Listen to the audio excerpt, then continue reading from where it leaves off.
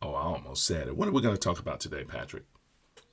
Hi, everyone. It's good to be back on the show. Hope everyone's having a glorious Sunday.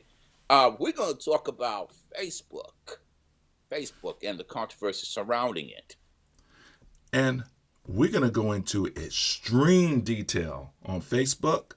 And then, as well as we're going to talk ESG, we're going to share some opinions from CNBC, some opinions from 60 Minutes, in case you did not see the 60-minute interview that was very damning on Facebook. We're going to show all of that literally on the show today.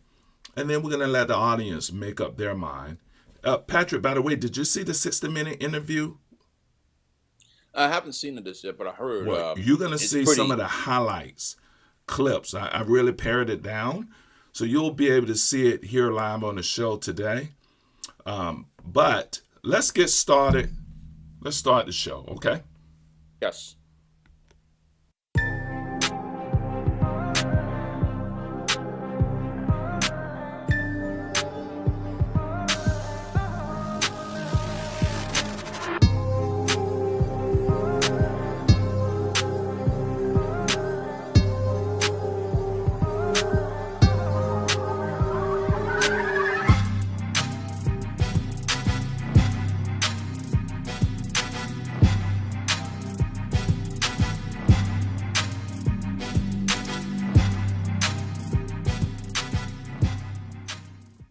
All right, Patrick, we're up.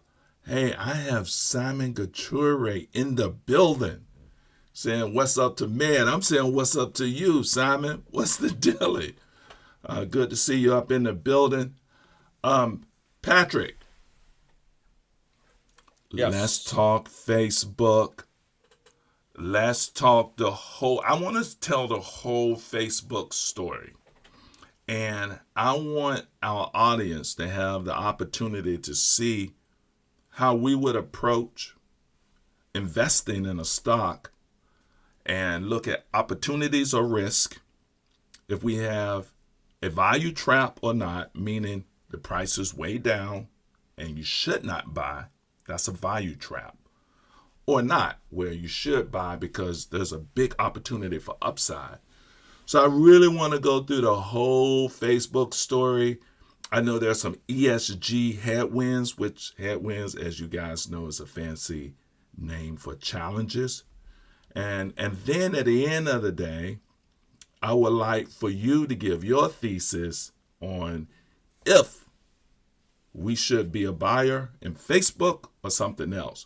But where I want to start off with Facebook, if I can be so forward to start off the show, Patrick, I really Hmm. want to start off, and I want to start off with this 60-minute interview because Facebook has been down for a while, and I want to show how damning this 60-minute interview was to Facebook. And you said you didn't see it, correct? I've heard that it was quite the incriminating interview, but I haven't seen it in personally myself. But I've heard some snippets about it. Okay. So then let's start there. And once we look at the 60-minute interviews, and I have clips of the actual interview, and I really pared it down to like 1 minute, 1.5 minute clips so that, for those who have seen it, they don't have to see it all over again. Let's take a look at that. And then after that, we'll start going into the charts and the fundamentals to kind of determine, should you invest in Facebook, okay? Yes, All right. sounds good. So here's the 60-minute interview. And here's a short clip on how the interview began on 60 Minutes. And it's showing this lady, Miss Haugen. I think that's how you pronounce her name. And they start off the interview by showing her credibility in how she's going against Facebook. So that you have to have a credible source to provide Hmm. damning information on the company. So check this out and let me know what you think, okay? Hmm. All right, let's go. The thing I saw on Facebook over and over again was There were conflicts of interest between what was good for the public and what was good for Facebook. And Facebook over and over again chose to optimize for its own interests, like making more money. Frances Haugen is 37, a data scientist from Iowa with a degree in computer engineering and a Harvard master's degree in business. For 15 years, she's worked for companies including Google and Pinterest. I've seen a bunch of social networks, and it was substantially worse at Facebook than anything I'd seen before. You know, someone else might have just quit and moved on. And I wonder why you take this stand. Imagine you know what's going on inside of Facebook, and you know no one on the outside knows. When and how did it occur to you to take all of these documents out of the company? At some point in 2021, I realized, okay, I'm going to have to do this in a systemic way, and I have to get out enough that no one can question that this is real. She secretly copied tens of thousands of pages of Facebook internal research. She says evidence shows that the company is lying to the public about making significant progress against hate, violence, and misinformation. One study she found from this year says, we estimate that we may action as little as 3 to 5% of hate and about 0.6% of violence and incitement on Facebook, despite being the best in the world at it. All right, Patrick. So what are your thoughts on that? Well, she's certainly a credible source. First of all, I mean, she's very intelligent. Obviously, she's well educated. She's got experience in the tech industry, and she talked about the great lengths to expose Facebook. With degrees from Harvard and being an industry guru and well-accomplished professional, I think she is a very, very credible source of information on Facebook since she's been there for 15 years. And yeah, and her evidence, it's proven true. Wow, Yeah, Facebook, so you have a lot of explaining to do. yes, so it gets worse. So she starts out with that. Now, Yes. listen to another segment of the 60 Minutes interview. And if guys, get ready for this one. This clip, she goes into the algorithm change and how Facebook intentionally is creating hate for engagement so that they can make money. So let's take a look at that. Haugen told us the root of Facebook's problem is in a change that it made in 2018 to its algorithms, the programming that decides what you see on your Facebook newsfeed. So, you have your phone. You might see only 100 pieces of content if you sit and scroll out for, 5 minutes. But Facebook has thousands of options it could show you. The algorithm picks from those options based on the kind of content you've engaged with the most in the past. And one of the consequences of how Facebook is picking out that content today is it is optimizing for content that gets engagement or reaction. But its own research is showing that content that is hateful, that is divisive, that is polarizing, it's easier to inspire people to anger than it is to other emotions. Misinformation, angry content is enticing to people and keeps them on the platform. Yes. Facebook has realized that if they change the algorithm to be safer, people will spend less time on the site, they'll click on less ads, they'll make less money. Haugen says Facebook understood the danger to the 2020 election, so it turned on safety systems to reduce misinformation. But many of those changes, she says, were temporary. And as soon as the election was over, they turned them back off, or they changed the settings back to what they were before to prioritize growth over safety. And that really feels like a betrayal of democracy to me. Patrick. Wow. Patrick. Okay, well. Hell no. To the no, no, no. Hell to the no. Ooh. Ooh is right. So all I can say about that is, wow, Facebook. It looks like you may say on your investor relations page that you're into environmental, social, and governance leadership, but I mean, it sounds like you're trying to stoke divisions in the community to make money, and that's all you care about. Sow the divisions. Maybe it's a way to divide and conquer. Who knows?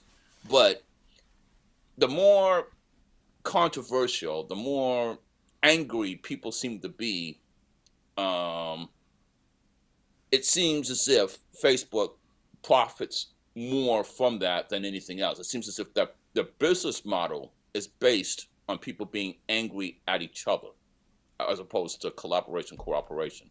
Yeah, and there was some key points. One, she's not like a young lady right out of college. She's 37 years old, computer engineer, and masters from Harvard. So they build that credibility.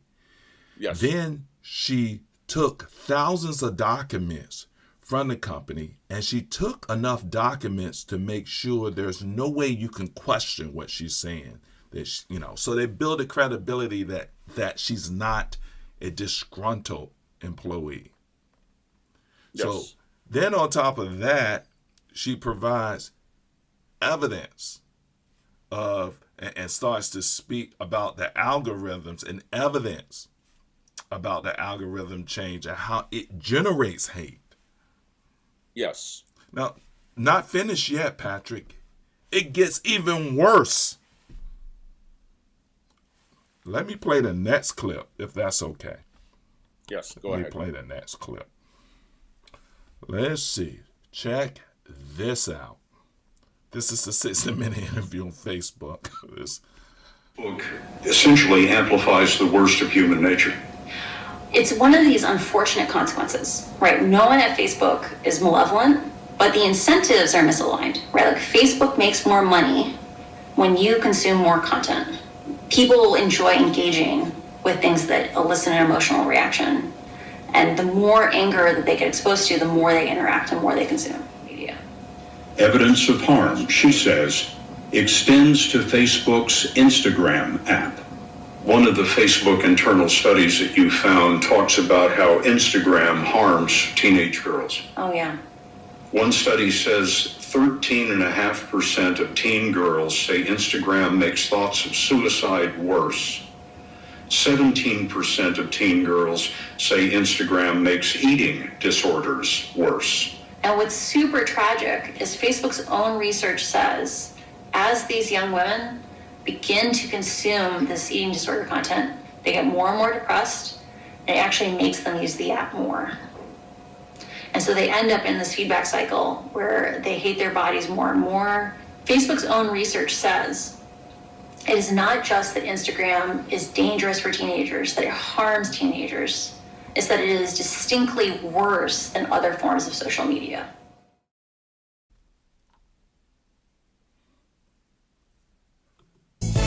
Hell no, to the no, no, no. Hell to the no. pretty damning, Patrick. Yeah, I would say, I mean, I do not use Instagram. None of my relatives use Instagram. However, I have seen some of the content on Instagram, and some of these Instagram posts, I would almost say borderline on pornography. I mean, you're talking about, very, very scantily clad folks who are their bodies are like perfect and stuff like that. And I guess if that's the way people are Instagramming, and it's hard to compete. And then people get, especially young girls who are very social, they're into their bodies, preteens, like 10, 11, 12, 13, 14, they're going to be sensitive to that. Yeah, and it's scary. Pretty It's scary. very scary. It's very frightening. Very frightening. So here's the thing, and here's where we're going. This computer engineer business master's degree, Harvard, 37-year-old lady, 15 years in the industry, Google, Pinterest, as well as Facebook, so has the credibility, took the documents. Under the Whistleblower Act, you can take documents and share it with the government. So she went and shared it with, the whistleblowing government department. I think it's the Security and Exchange Commission. Yeah, so she's not in any trouble because she's not sharing the documents with a foreign entity. She's sharing the document with the government, whistleblowing. That's part of the Whistleblowing Act. So what that does is it either does one or two things. It knocks the stock way down for a great buying opportunity if the fundamental company is in place and you believe this is just noise, or it hurts the stock, the company reputation to a point where people will no longer go to Facebook or start to go away from Facebook, and hurts the earnings per share, the profit. And we know the price of a stock is based on its earnings per share. So then the stock gets hit, investors run, and the company is damaged. So we're going to go through one or two scenarios here. That's what we're playing here. So the initial videos is to show the bear case and show why the stock price is where it is today. What do you have to say about that, Patrick? Yes. So as I said, with these clips and other controversies surrounding Facebook, Facebook has a lot of explaining to do. And it could also point to or signifies Elizabeth Warren's argument that this company should be broken up. Okay, so now another person who was not impressed with all of this stuff that's happening is Jim Cramer from Mad Money. I tape the shows every day. I tape Mad Money, I tape Fast Money, I tape a number of CNBC shows. And after work, I go back and I look at those shows. That's where I get some of my education. Listen to what Jim Cramer had to say about Facebook based on everything that was happening this past week. Check this out. Who runs Salesforce. Every one of them, David, said that it's paramount to recognize all stakeholders, not just the shareholders. And I really feel this, David, that Facebook does not have that ethos. You do? I do. I think they recognize shareholders, but not stakeholders. And they're not a single source of truth. You have to. It's very interesting, in part because Zuckerberg has complete voting control. So if he wanted to, he could do anything he wants. Well, he also says that recognizing whatever constituency is most important to him. Why is it at 24 times earnings? And the answer is because people don't trust it.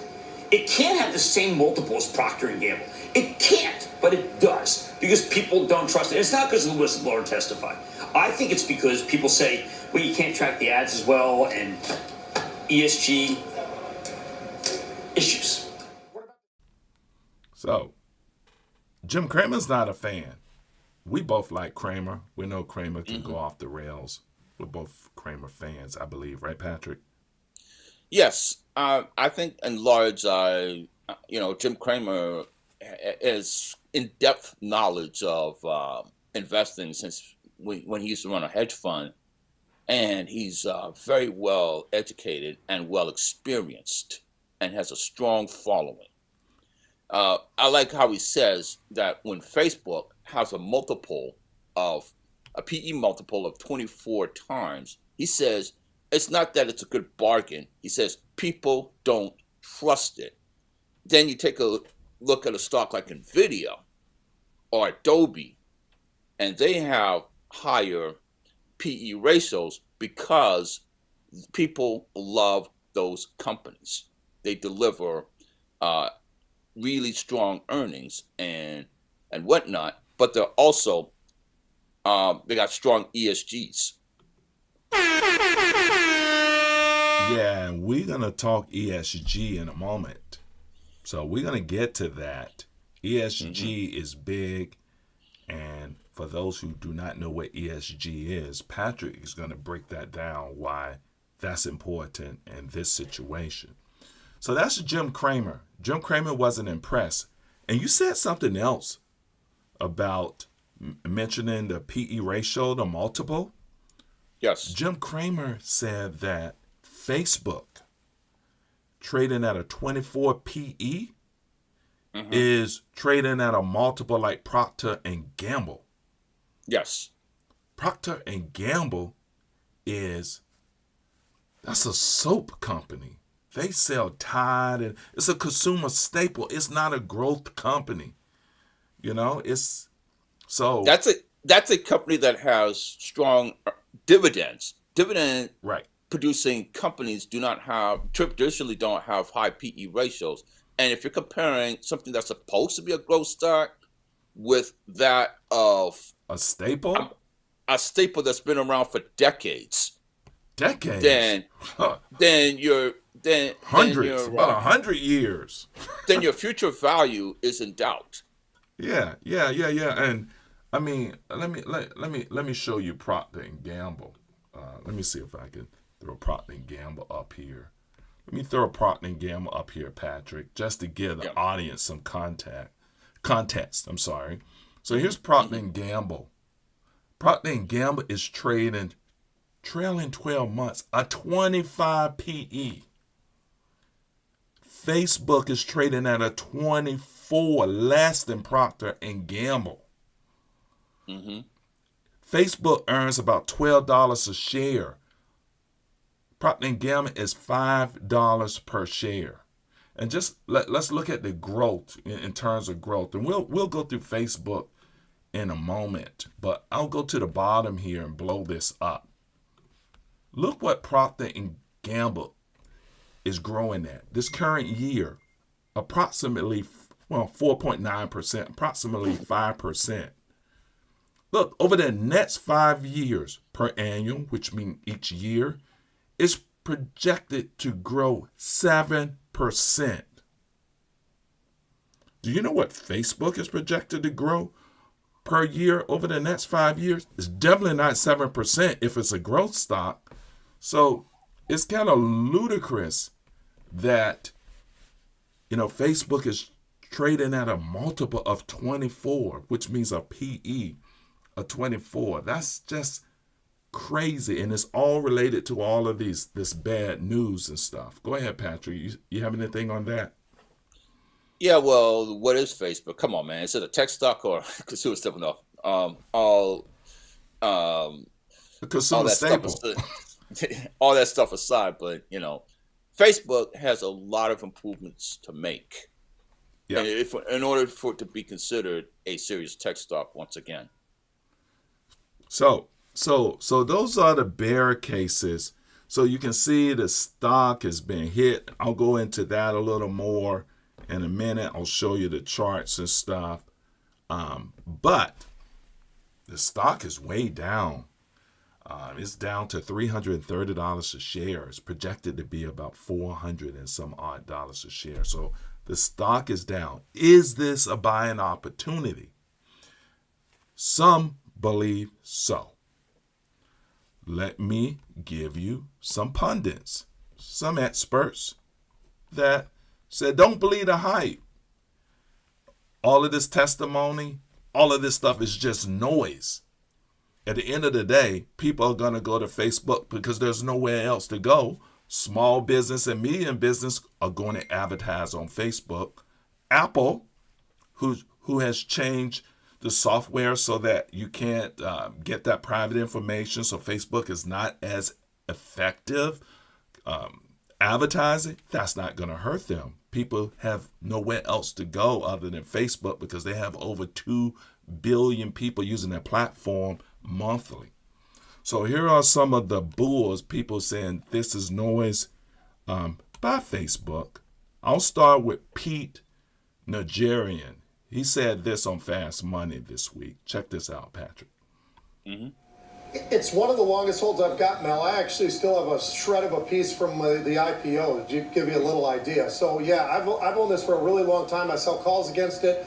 I've added in the past. I did not add today. Actually, I did add some puts in the last couple of days, only because I wanted protection. I'm not necessarily negative, but I know how these things go. And we've seen these kind of deals in the past. Mark Zuckerberg, his private jet must go constantly back and forth to D.C. He's always in front of somebody out in Washington, D.C., and yet the Teflon man has been able to go through each and every one of these, and the stock goes higher and higher and higher. I don't know about this time being exactly the same. That's why I decided to choose to buy some puts. But I'll tell you, there was also some call buying today that made me really interested in, wow, now all of a sudden, as we get down here to the lowest ends of the day, we see some very large call buying stepping in, Mel. So it is something I'm looking at, and I may add to my stock position, because they just have proven to us time and time again, they manage so well, and there is nothing like what they've got in terms of the platforms that they own. If they were forced to break up, that would be different. But as long as they are together, this is an absolute behemoth. All right, Patrick. Pete Nigerian, stock option guru. He's a bad man. Very rich man trading options. That's what Pete had to say. Now, I want you to comment after this. So I'm going to go to Gene Monster, Munster, Gene Monster. Very, very famous analyst. And he does all of the tech stuff. So he does Facebook, he analyzes Apple and all kinds of companies, Netflix, all of those tech type companies. And let's hear what he had to say about Facebook as well. Pressure mounting on Facebook. Joining us now is Loop Managing Partner, Fast Money friend, Gene Munster. Gene, great to have you with us. At some point, is there a straw that breaks the camel's back, or a straw that questions the valuation of this stock? I mean, is this going to be the same as the other rounds of congressional testimony, controversies here, and then the next day it's gone and advertisers flock to the platform? I'm sad to report, as someone who believes that Facebook, Instagram is toxic to our mental well-being, I'm sad to report that this is likely going to blow over. When Pete said this company is Teflon, or Zuckerberg is, that theme resonated with me. And in part, and I'm just going to boil it down to its most core pieces, what Facebook, Instagram, WhatsApp, what they have is a global directory. This is something that is not even close to being replicated by, it's 5x bigger than the next biggest global directory if you put TikTok as one of those. And so as an investor, you can't replicate that. And as an advertiser, you cannot replicate that. And I think the straw that breaks the camel's back question, could this potentially be different, is a question around what happens with ESG investors. And do they see this as a reason why they are compelled to? Now, Patrick, he's going to go into ESG. And you heard what Gene Monster had to say, and you saw what Pete Nigerian said. You're going to explain what ESG is in a moment, correct? I am. Okay. So, so far, what are your thoughts? Okay, well, based on what Pete Nigerian has said, he says that, they have a strong growth model, 2 billion users, blah, blah, blah. He's saying that there was a big call position, meaning that there's somebody has bought some options thinking that the stock's going to go higher. He remains bullish. I think he can afford to say that because he has stock that was issued, way back when it was trading at $32 a share. So he's done very, very well, indeed. And that's what an option trader does, myself being one of them as well. He, will take for protection, he has bought some puts, to guard against the controversy. And of course, a put, for those who don't know what a put is, that's betting that the stock's going to go down. And you can use it for speculative purposes if you don't have the underlying, or you can, if you do have the underlying stock, hoping that it will go higher, but you expect it to drip a little bit, you can use put options to hedge. But anyways, he says that this current controversy, and as well as Mr. Munster has said, this, we don't know how it's going to end. He's suggesting that maybe it might not be the straw that breaks the camel's back, but this is a controversy that Facebook has not faced. So to me, that I take those two comments so far as cautiously optimistic, very, very cautiously. Okay, gotcha. All right, so I'm gonna have to get back to that. I wanted to get your take on that, but Gene seems to saying this is noise. That's the way I interpreted it. I interpreted it like this is noise. I know they're not socially the best like company out there for some of their practices, how they generate money. But at the end of the day, cash is king. That's earnings true. is coming up in a couple of weeks, and when they blow out the earnings and make all of that, they beat earnings, then people will just say this is noise, right? Well, depends. I'll have to see what the guidance is all about, and if this controversy has legs. Yeah, and I shouldn't say people will say it's noise. People potentially, but cash is king. You know, at the end of the day, the Cash is market king. will go with the improvement in guidance and earnings, right? Yeah, the guidance is going to be very, very. It's going to be paramount to this earnings release. Yeah. So let's go back to Gene Monster. I'm gonna have to skip through it a little bit because I think we lost our place, but that's okay. Let's go back to him. He has some important things to say about ESG and how Facebook may be impacted there. And I know you're going to provide some color in a moment on that. So let me go back to Gene. Okay. Pressure mounting on Facebook. Joining us now is Loop managing partner. I'm sad to report that this investor, you can't replicate that, and as an advertiser, you cannot replicate that. And I think it, the straw that breaks the camel's back question, could this potentially be different, is a question around what happens with ESG investors, and do they see this as a reason why they are compelled to lighten their positions?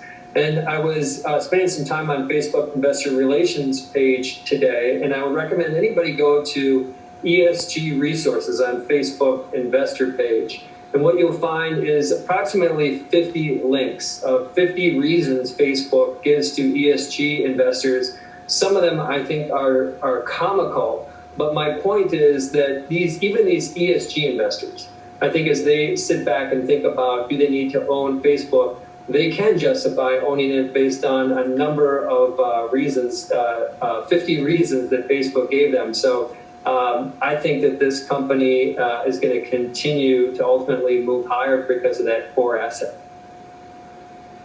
Hey, Gene, it's Tim. To me, it's preposterous that this would be filed under an ESG. If anything, ESG investors would start it with a portfolio that was not Facebook. Guys talked about this all the time.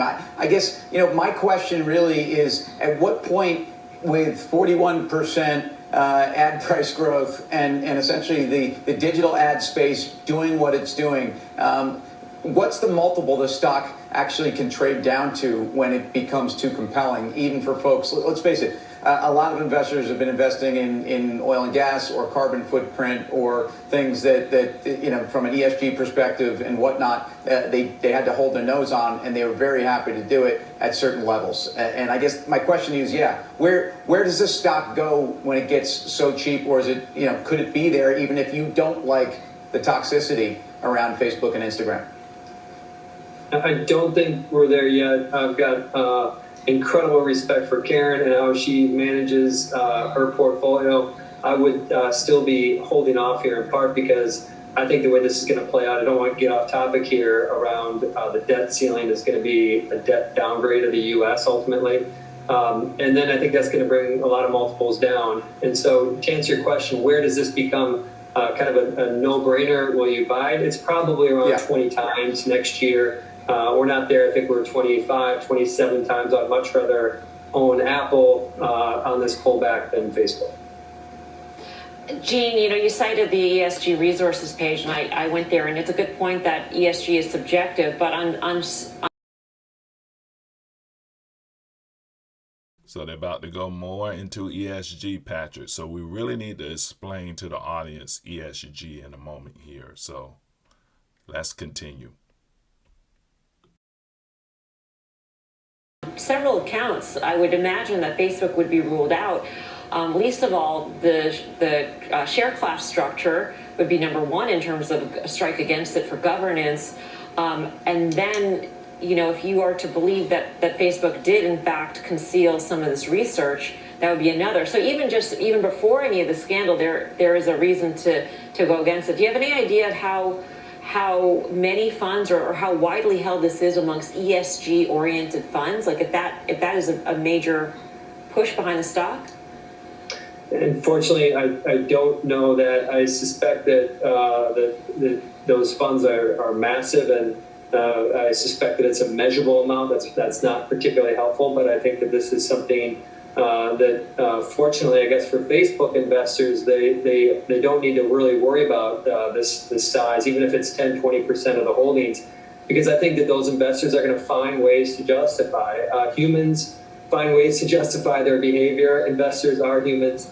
And I think that, if the reason that you owned Facebook was an ESG, I suspect that the vast majority of those will look beyond this and try to find other ESG. I just want to anchor, it's a plea to investors here more broadly, just to anchor that, what companies ultimately make our lives better. Facebook's going to crush it. Like, do not get me wrong. This metaverse, we're going to be talking about this for the next 10 years because it's going to be so big. Facebook's got a pole position. The stock's going higher because of that. But I wish they would just have better rails on what they're doing, where some of those are coming to fruition now. If anything, that's what I really would love to see as investors, just ask for better transparency. All great points, Gene. Always good to have you. Thank you. Thank you. All right, Patrick.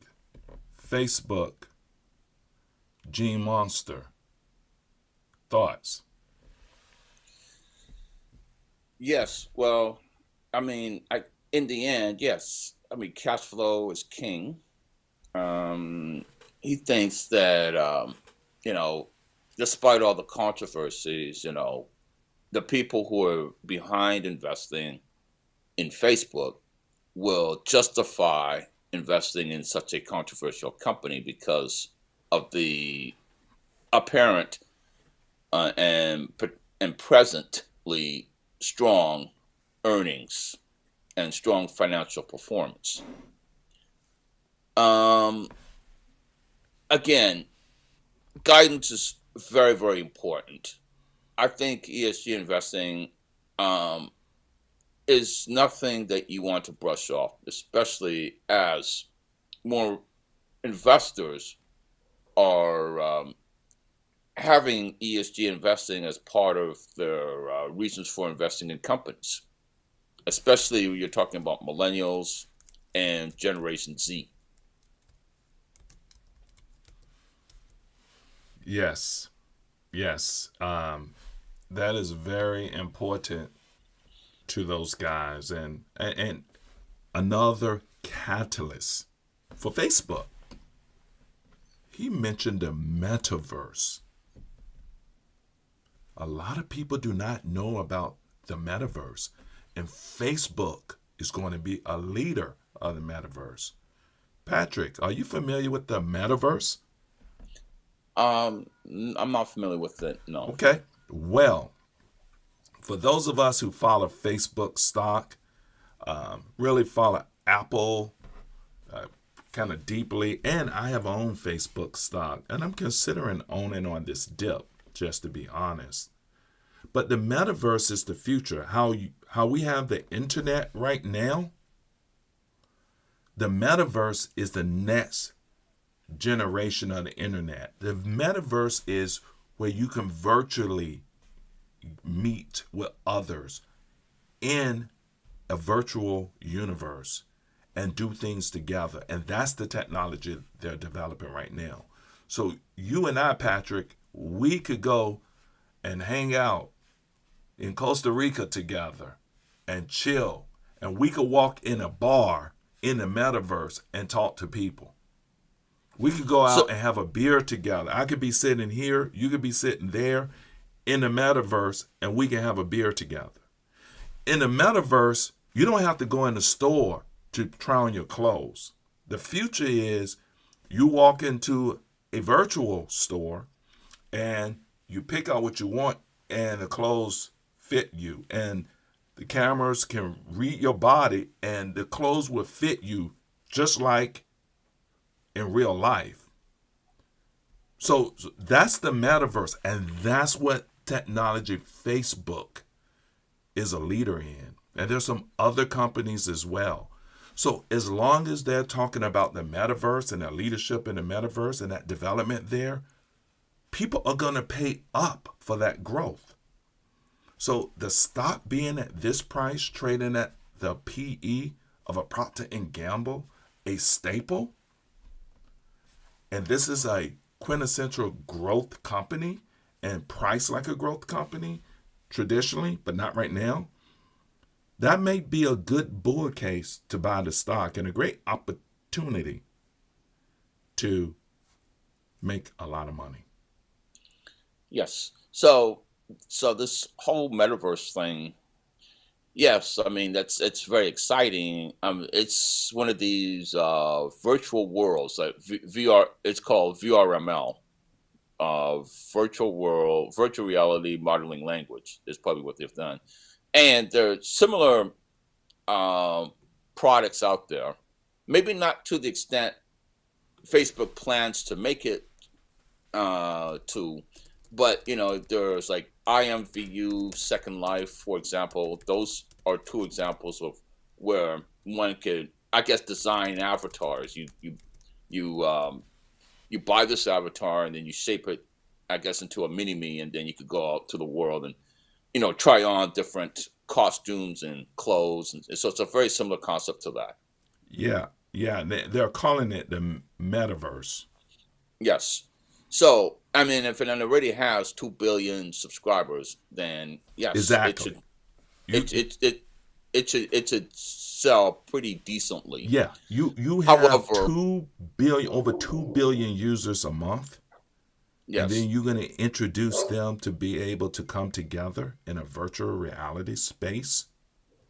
However, for this to be sustainable, back to ESG, I guess, Facebook has to clean up a lot of these controversies in order for that to be a viable venture in the end.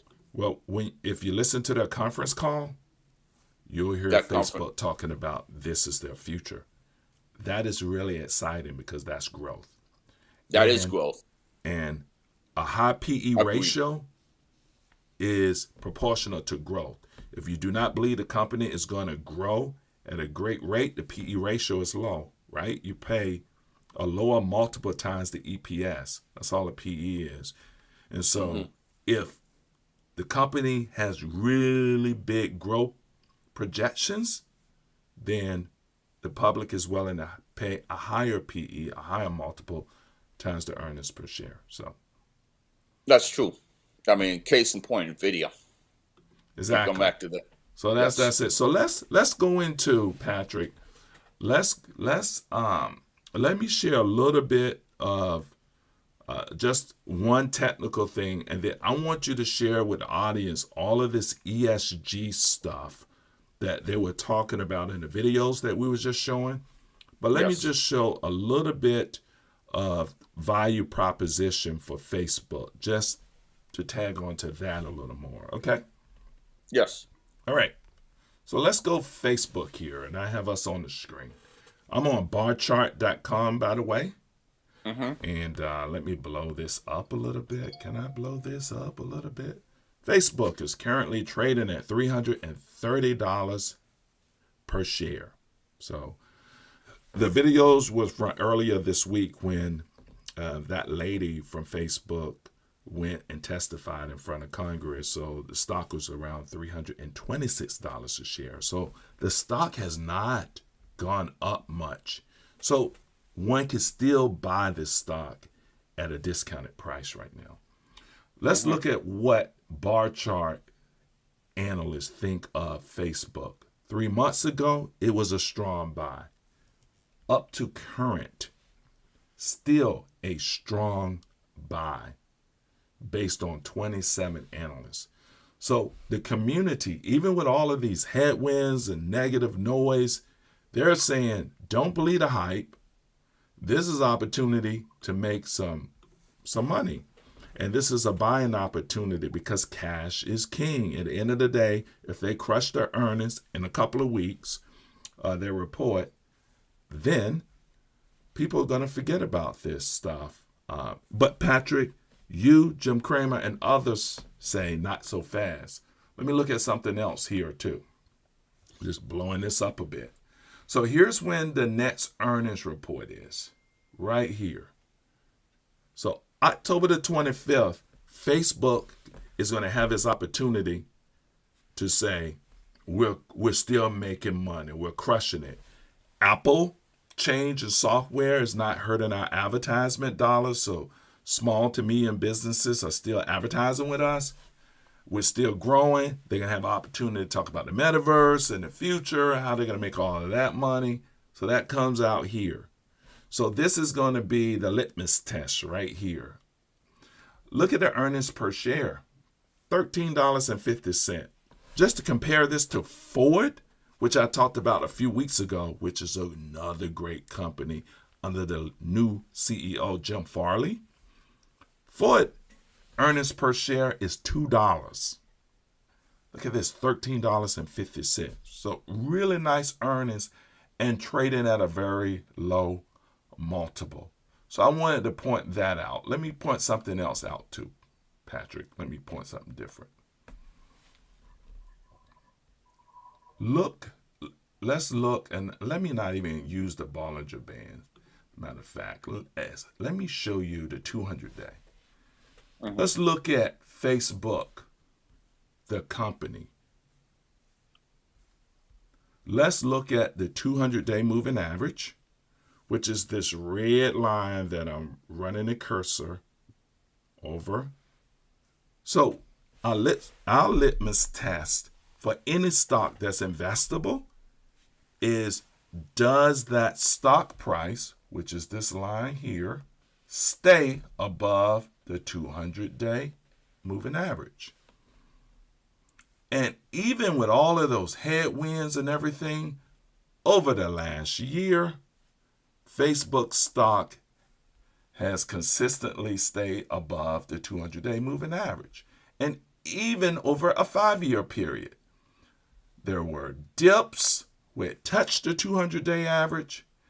Here is COVID where it touched, and then it just continued up.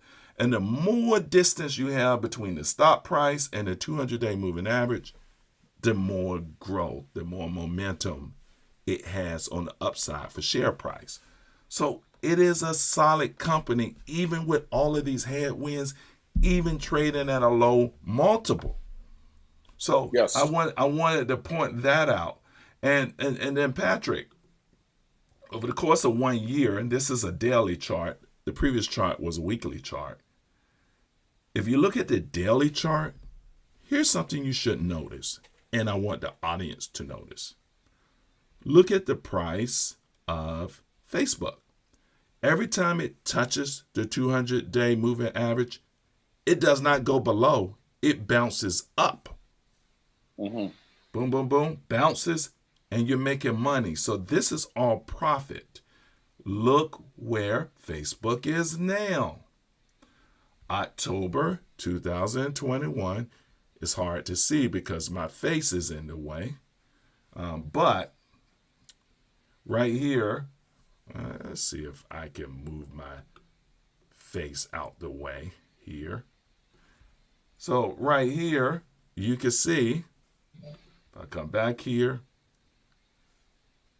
Facebook is trading right near the 200-day moving average. Yeah, I'm seeing that too.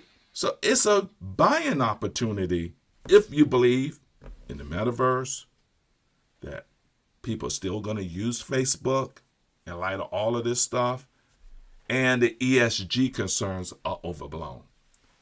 This may be a really good buying opportunity here. So I kind of wanted to show that, Patrick. I have more information. Oh, Patrick, one last thing. Let me go to Facebook here on Yahoo Finance. Let me go to analysis. Let me go to the bottom of analysis. Look at the per annum growth rate for Facebook. Over the next 5 years, 28% per year, but trading at a PE like a Procter & Gamble that's projected to grow at 7% a year. It's trading less. Its PE is less than Procter & Gamble. Over the past 5 years, it's done 42% per annum a year and projected to do 28 over the next 5 years. And current year, 40%. So, I mean, this is, if you believe in the bull case, this is a stock to buy down here where it's near the 200-day moving average and it presents a buying opportunity. So, Patrick, that's kind of some of what I wanted to share there on Facebook. Let's say you have some concerns about ESG and the public. Can you share with the audience ESG and then go through more of a bear thesis versus the bull thesis that I just presented? Okay, sure. So first of all, I'm just going to share the screen, which will provide the definition of what ESG is. Okay, let me see if I can get us up here, Patrick. Let me get me out of. I'm on my screen. We'll get you back. I just want to make sure that I got you all set up here. But ESG, a lot of people really focus on ESG, like you're saying, especially the millennial and younger buyer. So ESG is important. People should understand what that is. Okay. Are you ready for me to share? Yeah, please. Okay. So this is a short article on ESG investing and analysis by the world-renowned CFA Institute. The CFA Institute provides the research tools and other important programs for professionals, and they're behind the world-renowned CFA Chartered Financial Analyst designation. So, what is ESG investing? ESG stands for environmental, social, and governance. Investors are increasingly applying these non-financial factors as part of their analysis process to identify material risk and growth opportunities.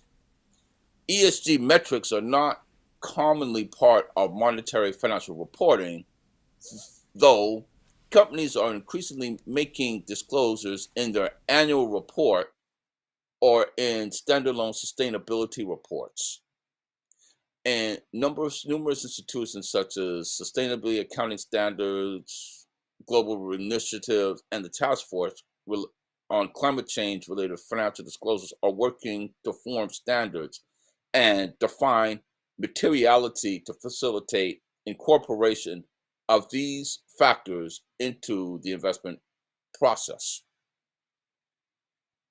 And the ESG factors are those down below. So first of all, you have the environmental, so E for environmental. Conservation of the natural world.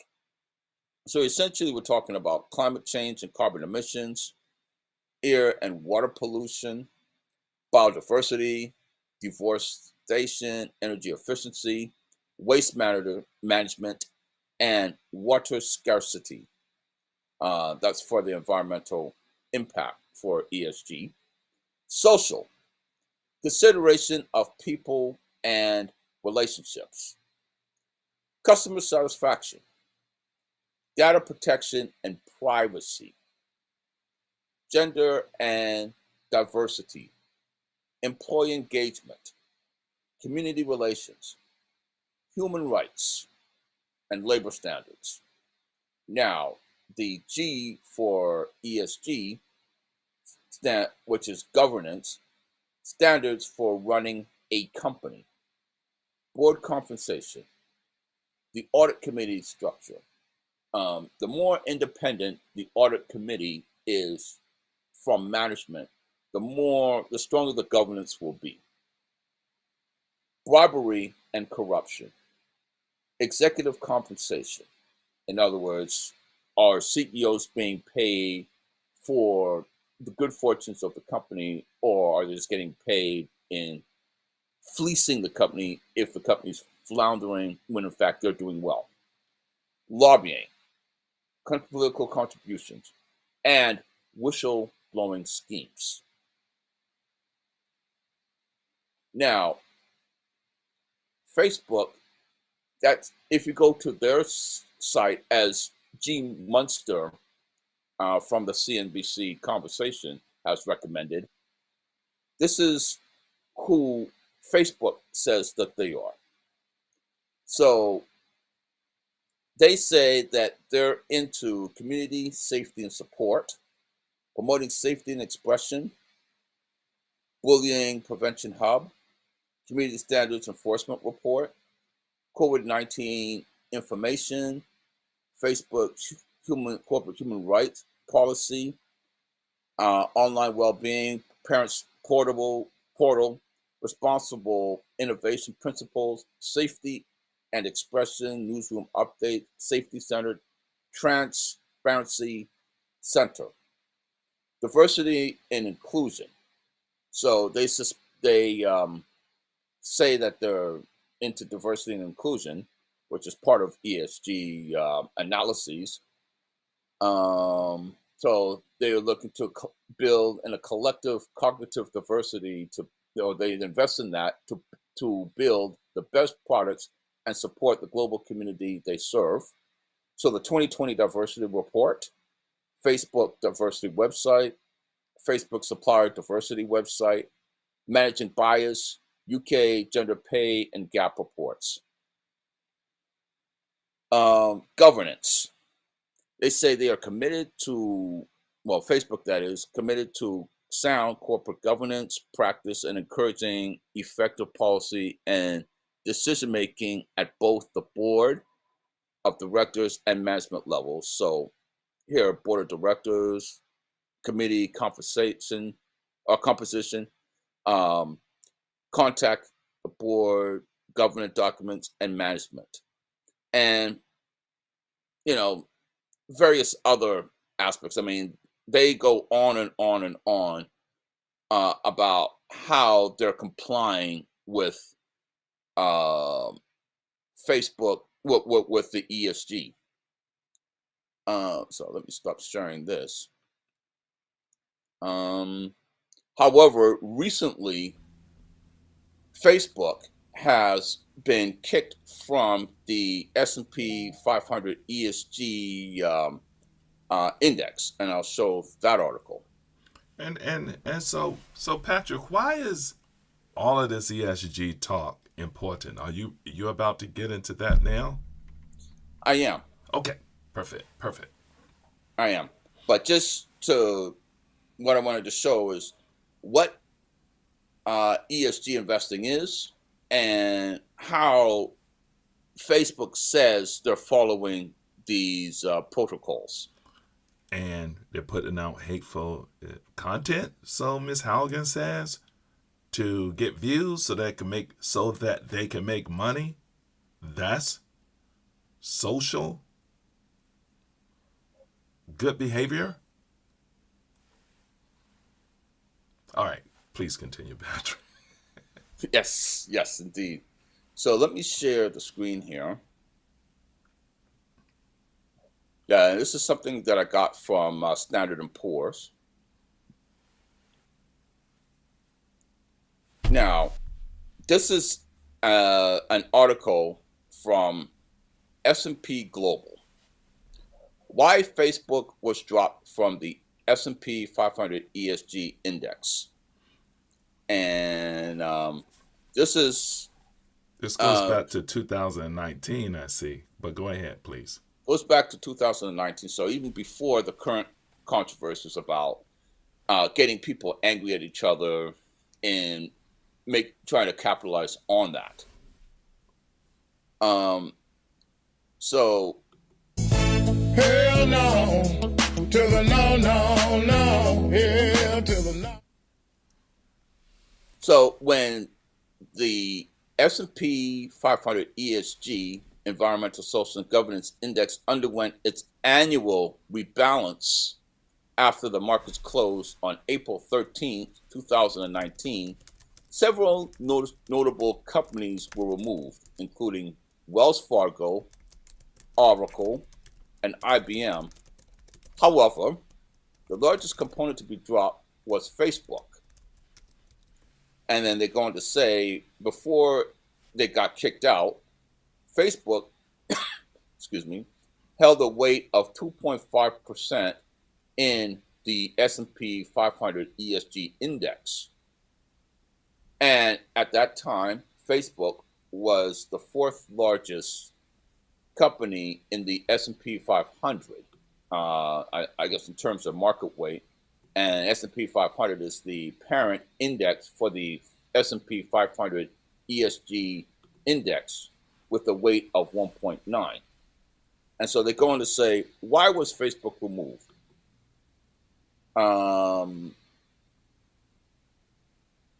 And here they say, in the case of Facebook, its overall S&P ESG score was 21 out of a range from 0 to 100, with 100 being the best. This low score resulted in Facebook not being selected as a part of the approximately 75% of the media entertainment industry's group market capitalization included in the S&P 500 index. So, as you can see, the trend has not been very good for Facebook in terms of its weighting in the S&P ESG index. Back then, the specific issues relating to the lower scores what had to do with various privacy concerns, including a lack of transparency as to why Facebook collects and shares certain user information. And they were talking about a lot of experiences that many privacy, that a lot of privacy issues Facebook experienced over the last 24 months, including allowing more than 150 companies to access more users' personal data than it had disclosed. So, hell to the no there. And misuse of personal information and the hacking of almost 50 billion accounts. Hell to the no there too.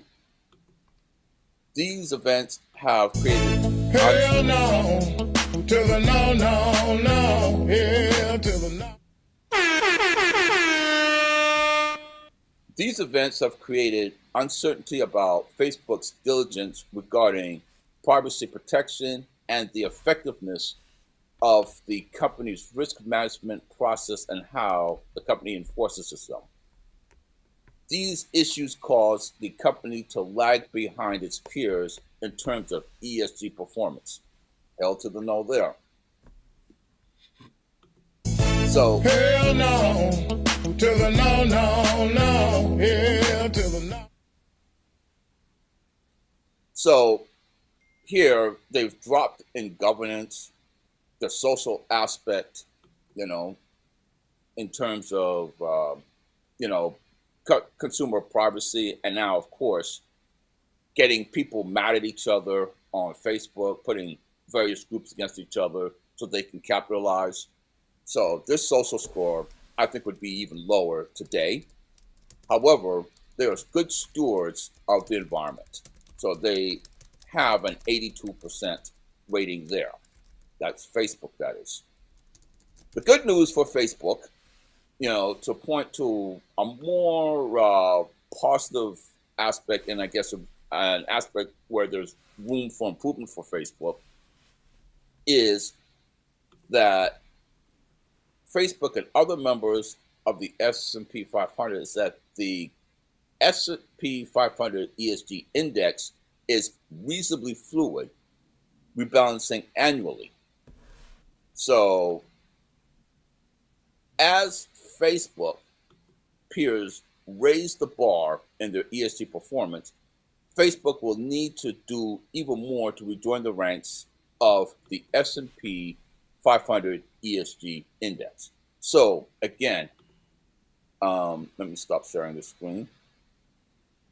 Facebook will have to show how it's going to deal with all of these controversies in terms of attracting those who are ESG investors, if you will, in its conference call. This conference call coming up is probably one of the most important conference calls I would say would be in the company's history. All right. So, Patrick, I was patiently waiting for you to finish your eloquent and thorough explanation of ESG.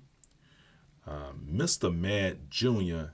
has a question, and he's asking, what influences does ESG has on the market? And he specifically wants to know the moral compass. What is moral compass investing? Is it significant, this ESG element?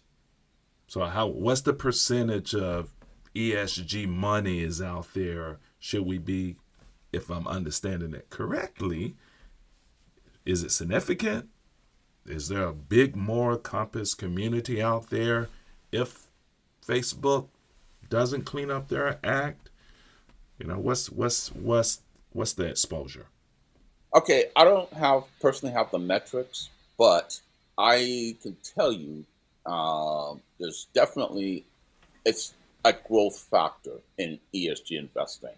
However, there's an article that I do have from Forbes as to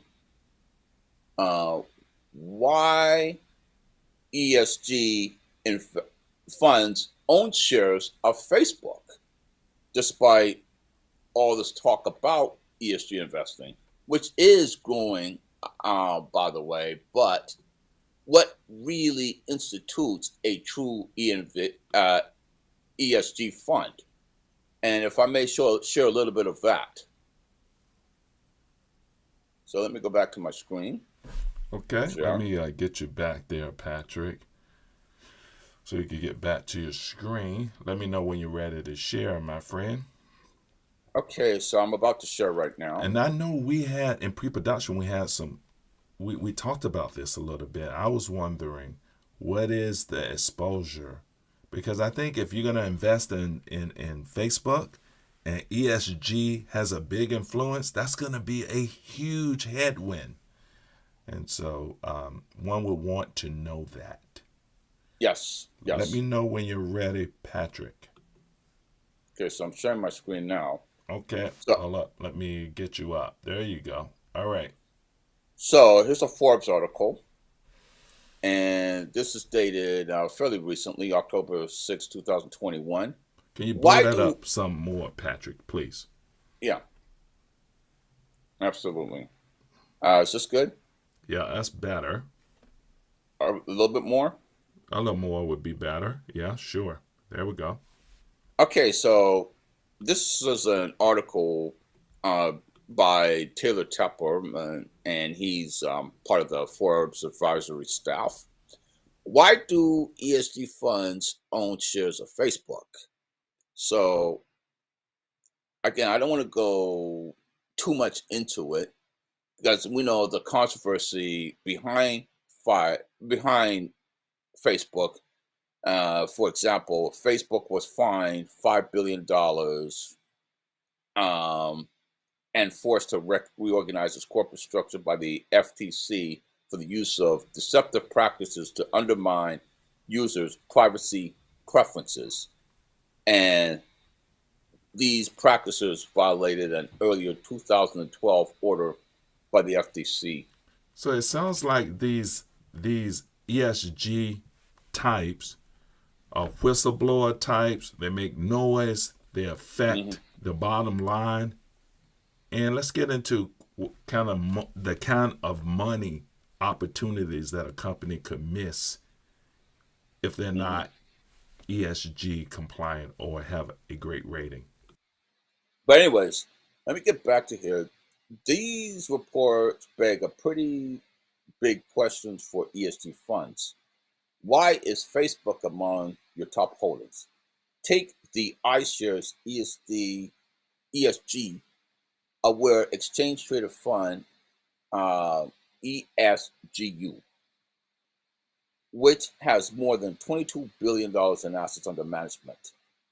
It counts Facebook in its top 5 holdings, as does the Vanguard ESG US Stock Fund, ESGV, with more than $5 billion in assets. Now, if the Wall Street Journal reports on Facebook are true, the reporting is amply backed by the internal documents, ESG funds need to take a time out. Not only would socially conscious investors' money be supporting a socially quote unquote irresponsible company, but they would be paying a premium annual fees for the privilege. So these funds, yeah, even though they may be growing in popularity, they charge a very, very hefty fee. So I'm just going to stop sharing now. Okay. So I think that kind of answers some of Matt Jr.'s questions there. There are fees that can come about because people are watching this and big multi-billion-dollar funds are watching this, as well as opportunities for large investors. So I think you pointed that out pretty well, Patrick. So, Patrick, that was somewhat of a bear case. What does Facebook look like as far as its growth over the last few years? Okay, so let me go to and is Facebook really the Teflon Don of stocks? Has all of this bad news, and Facebook has been having bad news since Trump and all of that stuff, fake news. Obama used Facebook for marketing. Then Trump picked up on that, and then all of the violence and all of this stuff. Has it affected the stock? I showed the 200 exponential 200-day moving average. It stayed above, so that means I don't think the stock price is really being affected by all of this stuff. I think people are paying attention to the earnings, and if you buy on the dip, you're going to make money. But let's look at it. Okay, so let's take a look at my screen here. I'm just going to show it here.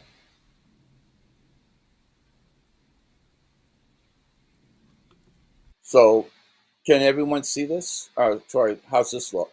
Is this the appropriate size? Would you like me to blow this up?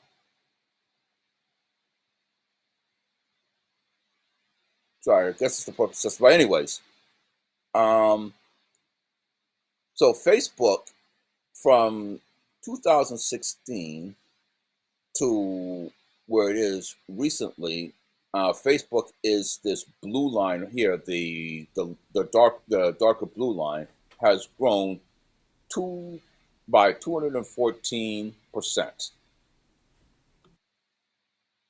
You look at the S&P 500. And again, the reason I go back to the S&P 500 so much is that it's a bellwether, it's a benchmark that most fund managers over a long period of time do not beat. That is up only by 113.7% when you compare it to the 214% delivered by Facebook. If you look at an up-and-coming competitor to Facebook, however, Snapchat is up even stronger. So maybe Snapchat might be potentially a better investment than investing in Facebook is. I knew you were going to come back to Snapchat. What shares do you own, Patrick? I own Snapchat, full disclosure. However, I have owned Facebook, and I've done well with it. Yep. It's a good buying opportunity down here if what you've seen through all of this, you can get past all of that other 60-minute stuff and some of this ESG headwind stuff. So it may present an opportunity to buy. Go ahead, Patrick. Yes. So I like the fact that, to support the bulls. I mean, I'm never extremely bearish, or I would say I'm kind of neutral to even positive on Facebook. But to me, if you want to invest in a company that has a lot less controversy, I think Snapchat is one of them. Yeah, let me show you like something like Twitter. Can I show something like Twitter, Patrick? Yes. Let me show you like Facebook. PE is 24, less than Procter & Gamble. Twitter. Let's just looking at Twitter here on the side.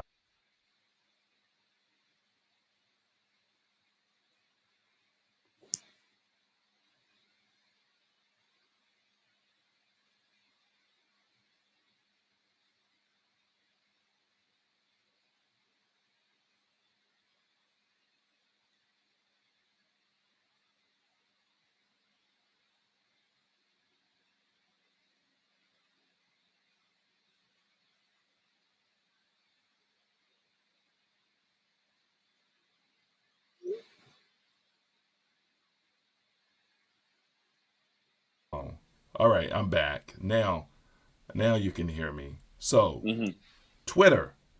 Let me show you how Twitter is ridiculously cheap compared to Facebook. Facebook is ridiculously cheap compared to Twitter. Now, Facebook is trading at 24 times earnings. 24. Look what Twitter is trading at. Times 135 times the trailing 12-month earnings. You paying 135 times what it earns. And look what Twitter earns per share. 47 cents. Facebook earns $12 per share out of all of the millions of shares out there. So, I mean, that gives you some context of how cheap Facebook is in compared to another social media tech company like Twitter. But then, why is Twitter trading at 135 times? Why is its multiple so expensive? I'll show you why. We are on Yahoo Finance, by the way. If you go to analysis and go to the bottom, look at the per annum growth rate for Twitter over the next 5 years, projected to grow at 80% per year. So people would pay up for growth. And so that's why it has such a high multiple.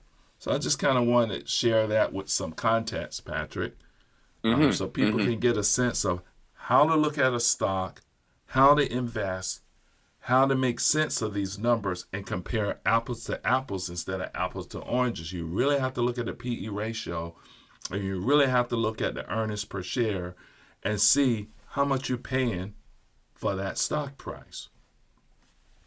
So I just wanted to share that. Patrick, should we drop anyone interested in the chat coming on and sharing their opinion? I can drop the link in the chat. Yeah, we could do that. Who wants to rebut us? Who wants to come on and pop up on the screen? No, or even share their opinion based on what we heard. I just dropped the link in the chat. So if someone wants to come on and share their opinion, please come on. Now, Patrick, what do you think of what I just shared there? I think Facebook, if it can, again, it's going to come down to the guidance, the conference call, and how it manages this current controversy. I think financially it's very strong.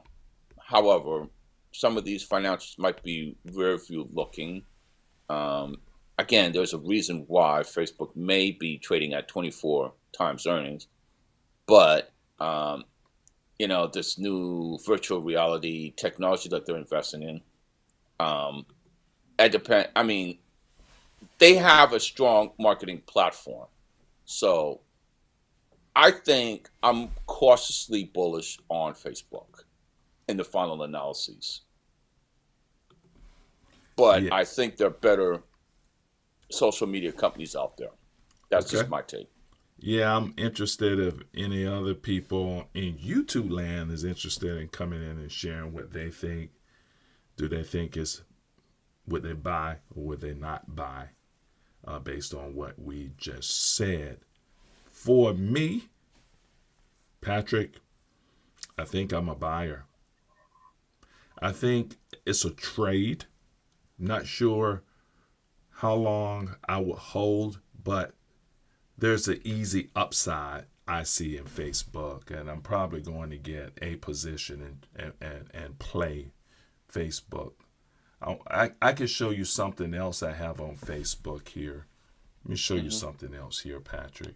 Let me show you something else. Check this out. So this is from Morningstar. And Morningstar, they're looking at some of the metrics, right? Let me show you some of the key ratios. Check this out. So we talk about these two metrics, these two ratios quite a bit. And let me move myself out the way so that I'm not blocking one of these metrics. I'm okay. You still can see the metric. But what's cool about Morningstar is they have this little indicator. And let me put this here, this little indicator here. It shows the green. So this shows good, this shows bad, this shows good, and so forth. There's two indicators, and I know, Patrick, you like operating margins. Mm-hmm. And so they have a 42% operating margin. So pretty good.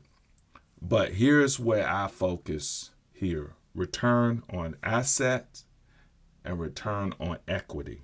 This is management effectiveness. And you really want companies 15% or greater. And Facebook, this is Facebook here. With all of that controversy, return on asset, 25%. Return on equity, 31%. So that's really good.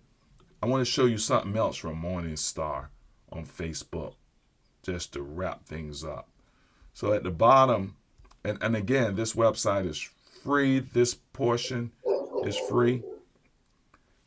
Check out what this stock analyst said. More risks are already priced into Facebook shares. What does that mean? What that means is that the price of the stock is near the bottom or at the bottom. So all of the negative information is really still priced, is already priced in the shares.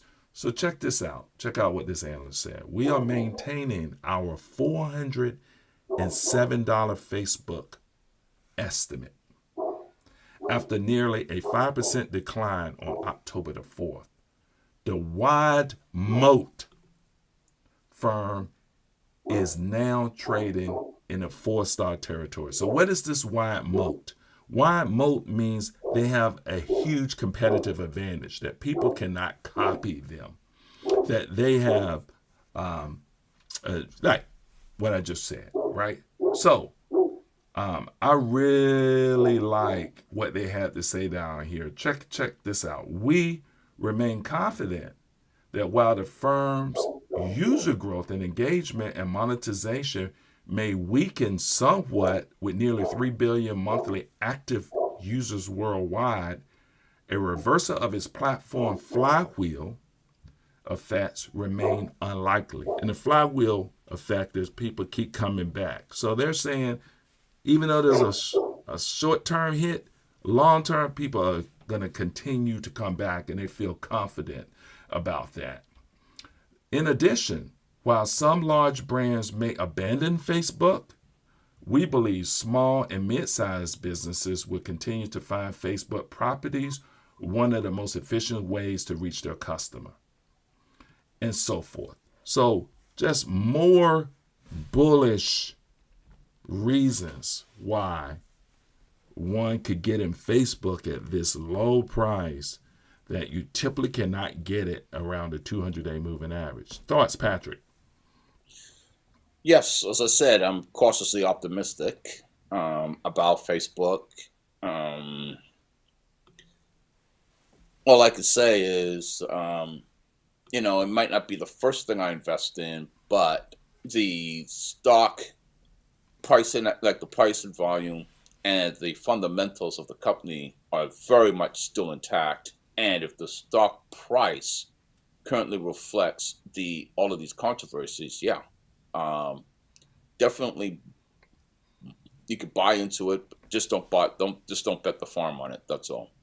Yeah, and Miss Jams asked a question here. She said, Troy or Patrick, can you show a comparison that shows all three ESGs, Facebook and the S&P 500, on one bar chart, please?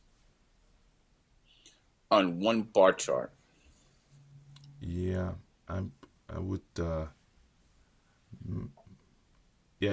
Miss James, can you clarify that request? We'll be happy to do so if you can clarify that request on one bar chart, please. Is she saying? Is she asking, do I want to compare it like a performance of a fund versus Facebook, or? Yeah, I'm not all three ESGs Facebook. I think I know what she means. I think like what is considered ESG and how Facebook views ESG, and can we compare the two of them together? Are we talking the ESG funds? I'm not sure. Miss Jam, you can clarify if you like, or you can come in on the link. We dropped the link if you like to come in and join the discussion. We actually dropped the link. I just dropped it again. So show a comparison. Okay. I think I know what she means. I'll pull it up, Patrick, if you think. Yeah. And if she wants to come on, she's welcome to come on. Okay. Let me see if I can do this. And anyone else, Mad or anyone else who wants to come up, feel free to come up and share your opinion if you like. Otherwise, so let me go to enjoy chart. in YouTube land. Simon, you can pop up if you like, or enjoy in YouTube land. Some people do not dig this live YouTube stuff. Like the article that I brought forward from Forbes. Okay. Let me see. So let me see if I can pull this up.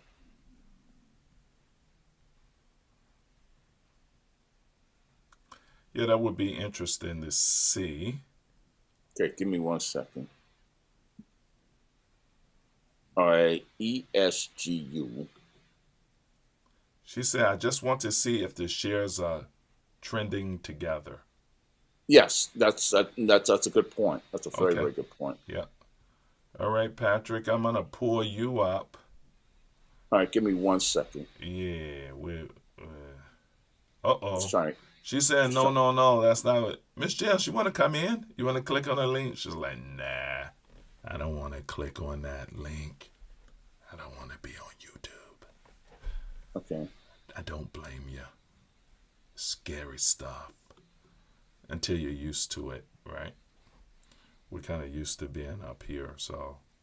But we are live, and it can be kind of scary if you're not used to it. You just got to be yourself. That's what I recommend. Yep. It's just a conversation. Just be yourself. Yeah. Miss Jams, can you clarify what you're looking for here so we can provide it? Because we certainly are here to educate, to share, and to have a discussion about things so that we can learn as well. This is a learning game. In the investing world, there's always something one can learn. We're always learning every day. So yes, and it's good to have I'm conversations. I'm definitely learning on the show myself. Yeah, and it's good to have conversations with like-minded people. That's always exactly. So, all right, Patrick. You seems like you're putting something together here. Yeah, and hopefully people got what they needed for the most part along the lines of Facebook, where they can make an intelligent decision. You know, they can invest or not invest or take a harder look at Facebook. But man, that 60-minute stuff that we provided earlier, that we played live here, that was some scary stuff. Yes. But for those of us who want to get into stock, it's a great opportunity because they're not breaking the company up. It's essentially the same company, right? So yeah. All right, give me 1 second. I'm just trying to get this together here if I can.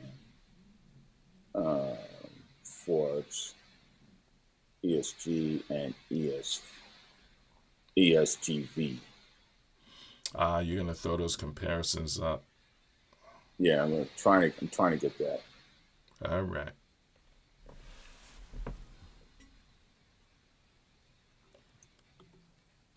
I want to see the 3-month trend.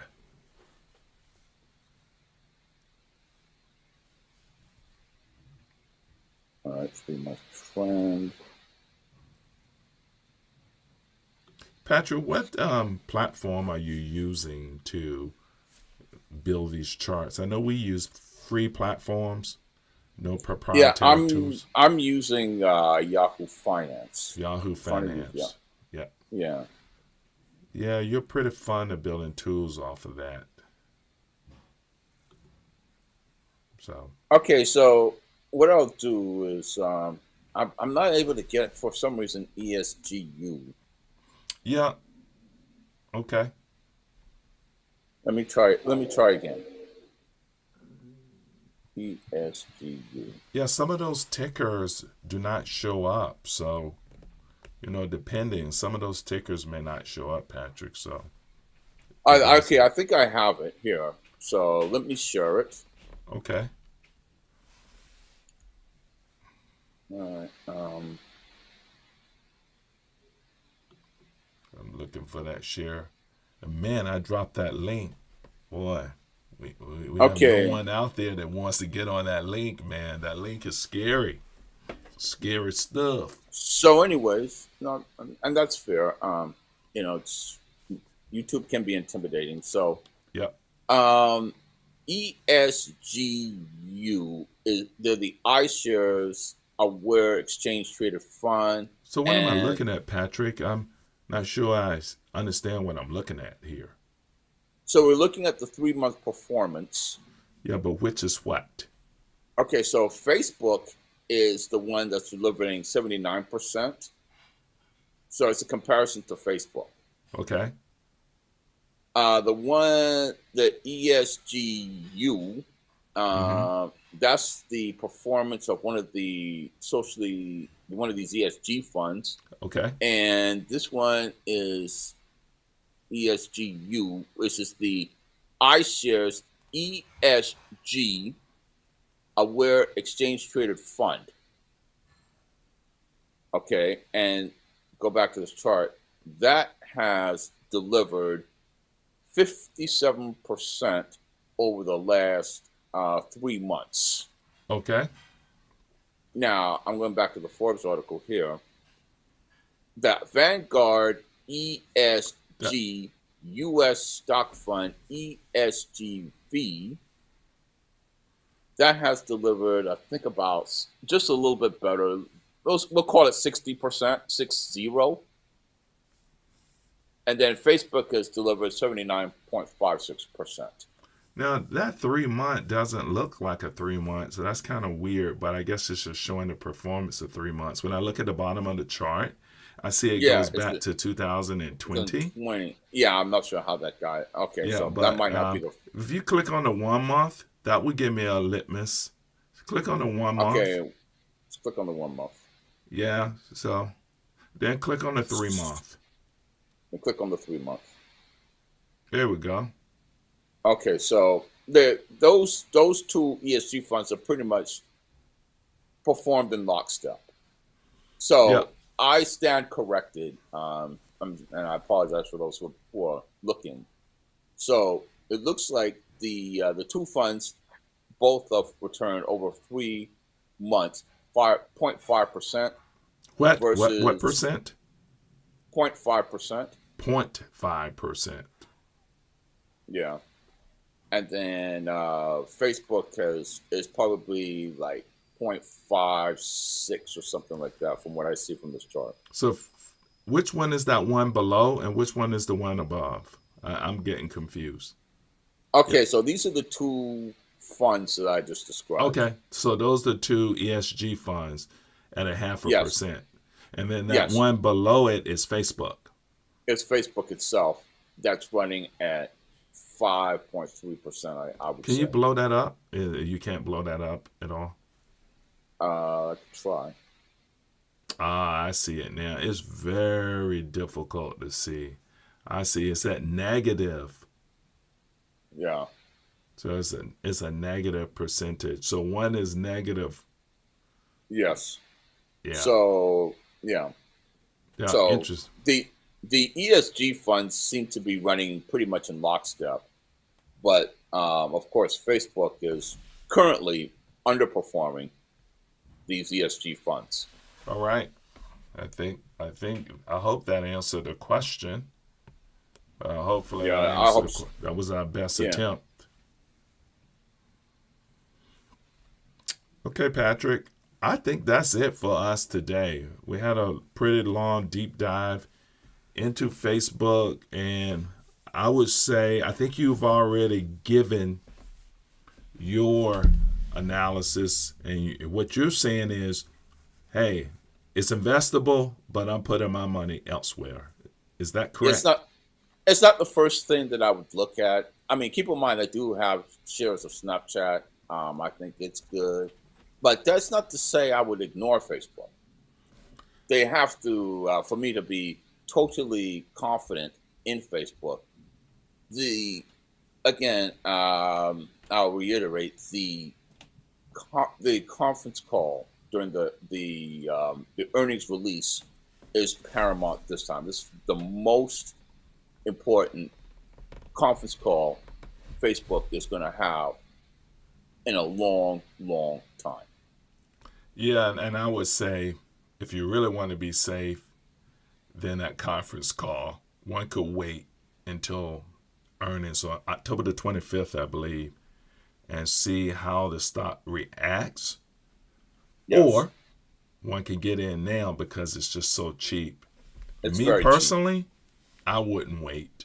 I would go ahead and get in now. And even if the stock were to go down even further, I would buy even more at these prices. Now, would I get out at 417, 450? Maybe. Yes. But I would take that upside. You know, that upside from where we are today to 417, 330 to 417.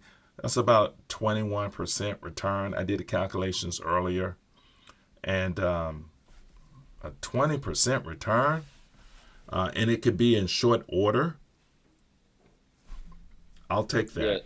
Yeah, that's hard to. That's definitely hard to beat. Yeah, but 100 G's. You put 100 G's down. If you're in that position, you got $21,000. Put down 10. Most you people, got an extra. Well, if you have $1,000, extra 200 and some bucks, right? Yes, 10,000 extra. However, $2,000 again, don't bet the farm on it. Yep, and fine. Yep. So okay, Patrick, I think that's it for today. I want to thank everyone. Let's wrap it up. Let's get to where we should be. So I'm gonna close the show with, like I always do, this is the Bet Out of Debt show. We call it Bet Out of Debt because when you place a trade, it's called placing a bet. And hopefully it's a winning one to keep you out of debt. And we're here every Sunday, 8:15 a.m. Pacific time. I hope you enjoyed the content. If you did, like the video, share the video, subscribe, and hit the bell so that you get notifications when we go live. And we will see you next week. I hope you enjoyed this as much as we did. I hope you got all of the information that we were trying to provide. And take care and have a great Sunday. Goodbye.